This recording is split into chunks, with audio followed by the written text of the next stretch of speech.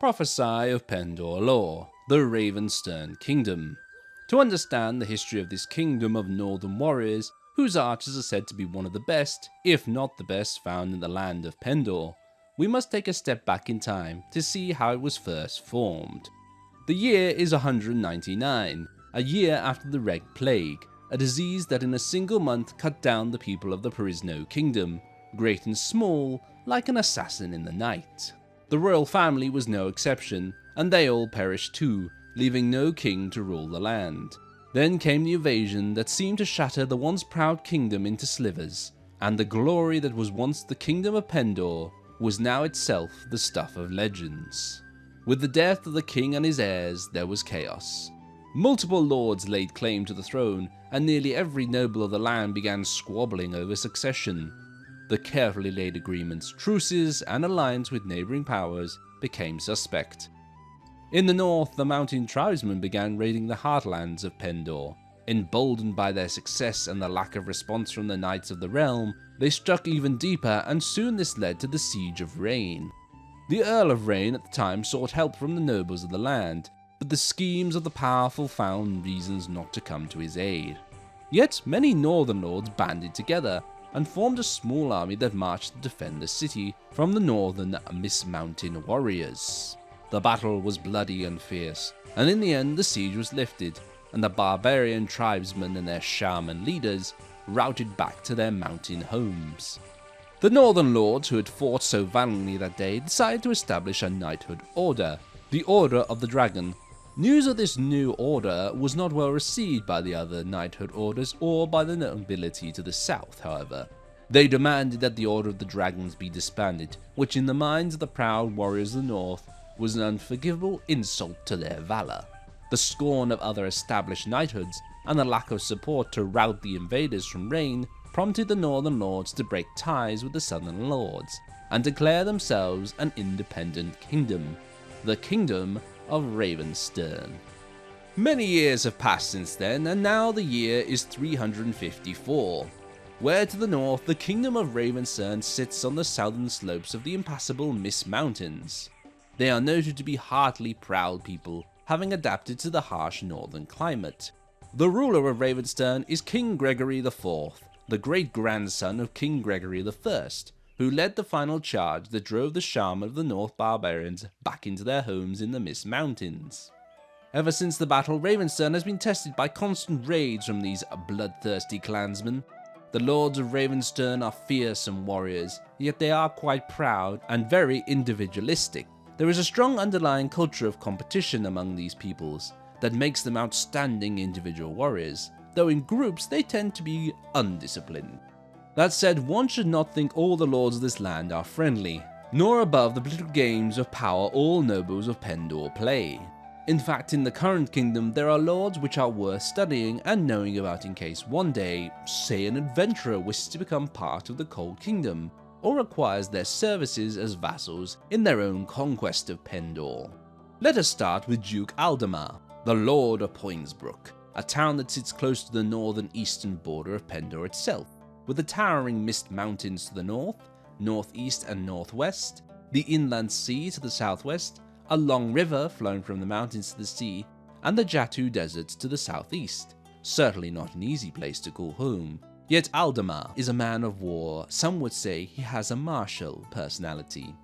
His Ravenstern troops are backed up by his own personal household troops, named the Ice Guard Rangers. These men of the bow are not your everyday Ravenstern archer. In fact, they are what many consider one of the many elite bowmen found within Pendor. With a mastery of their Hawkstorm bows and shields, seeing them on the battlefield is certainly scary for any warrior. Yet should you be a foe looking upon these bowmen when they are firing from the walls of Poinsbrook, I hope you come with a sturdy shield, or else you will be joining the many brave men and women whose last sight has been that of an Ice Guard Ranger's barbed arrow flying towards your head. If this is not enough, Lord Aldemar is said to be a skilled warrior himself, and a very strong leader, allowing him to field a large army, between 114 troops to more or less. Another notable lord is Duke Adarian, another man of war with his martial personality. He is the Lord of Senderfall. It is a city located in the northwest part of the Pendor map. It is noted to be the Ravenstern city with the least Mist Mountain raider influence, but the Vanskri raiders do sometimes show up to assault caravans and villages. Again, not an easy place to live, yet Duke Adarian is a man well prepared for raiders, as among his troops are the Silver Mist Rangers.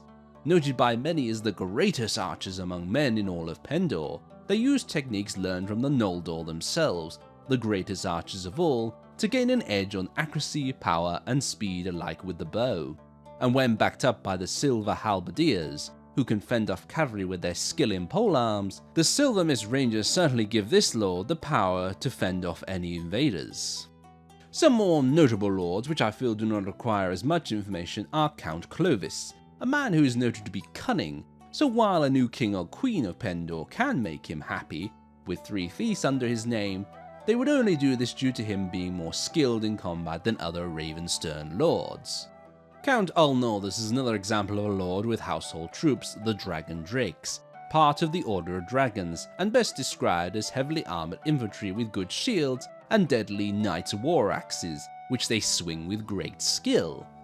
The problem with Count Ulnordus is his personality is very mixed. After all, one bard will say he is good-natured, and another will say he is bad-tempered, so it is best for an adventurer to find out themselves. Finally, the last 2 notable lords are Count Stephen and Count Ivanus. These 2 lords are noted to be men of great honour and good personalities. While Count Ivanus does not have any household troops, his skill as a lord makes him a fine fellow Ravenstern friend, and a very good vassal to a new Pendor monarch.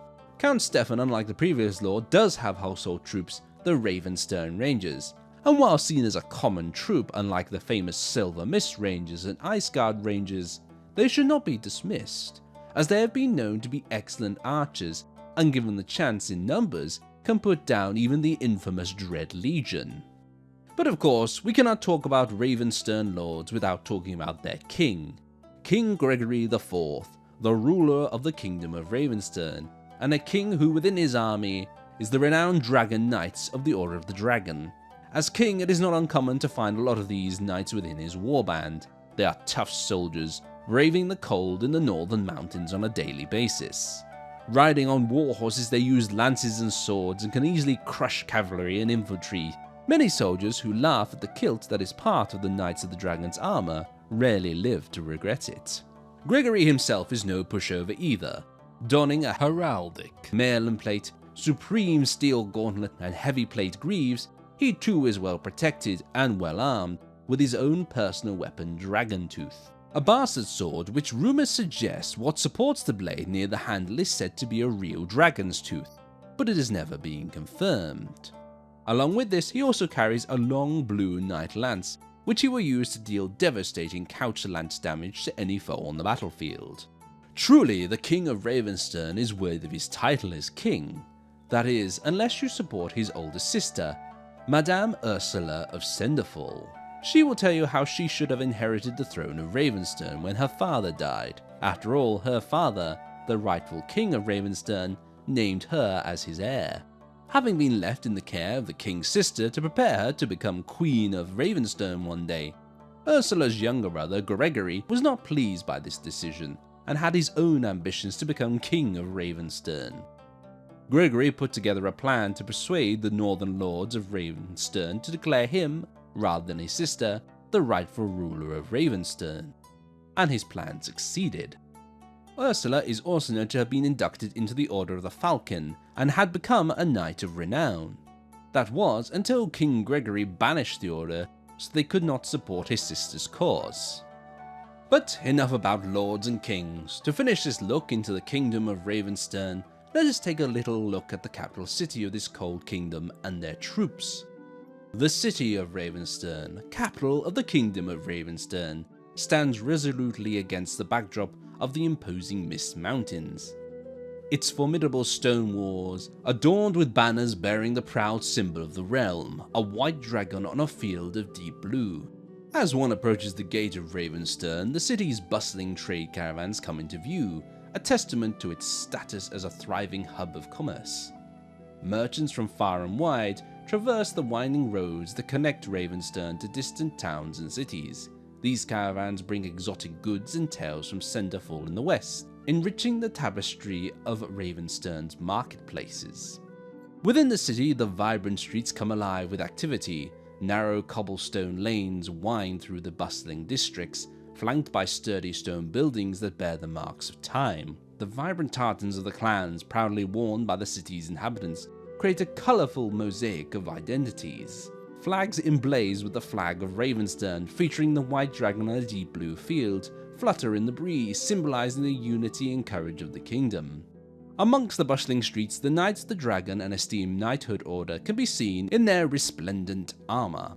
They embody both honour and martial prowess. With their unwavering loyalty, they stand as guardians of the city, ensuring its safety and upholding the values of the realm. Now the troops of the Ravenstern Kingdom. They are split into two categories, commoners and nobles.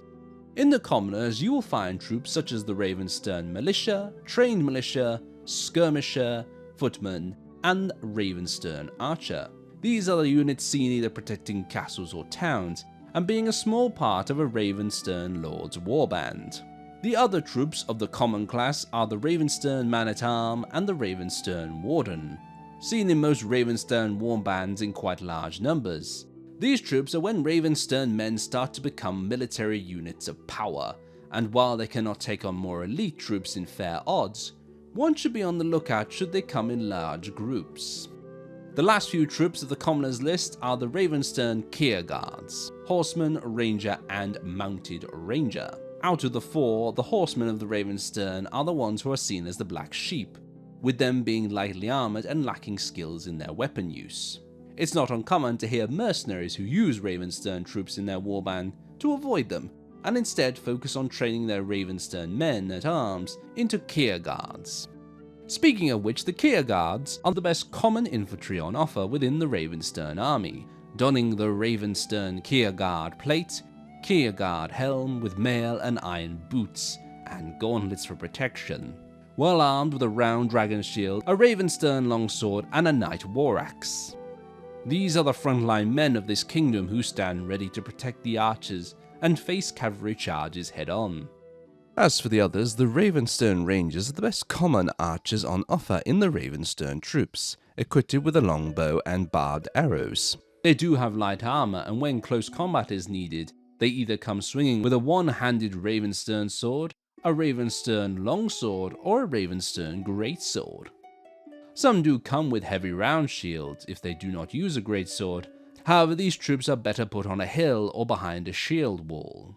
The Ravenstern mounted archers are really just Ravenstern Rangers put on a horse with more training other weapons and less in archery. Again, mercenaries who use Ravenstern troops seem to favour using the Rangers rather than this unit. Finally, we come to the nobles of the Ravenstern troops. These include the Ravenstern Noble, Squire-at-Arm, Knight, and Highlander.